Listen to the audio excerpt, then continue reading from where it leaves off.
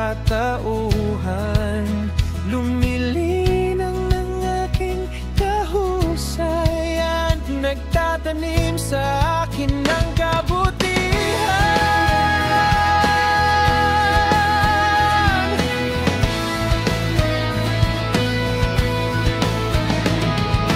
Ses ang aking sandigan sa mga dapat kong matutunan. Ses ang aking tahanan, ang aking kanlungan at kandungan.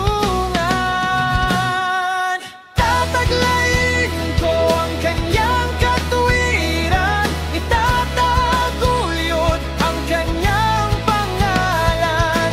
Abutin ko ang kanyang inaasahan, kasama ang babang likat sa kanyang pinapasan.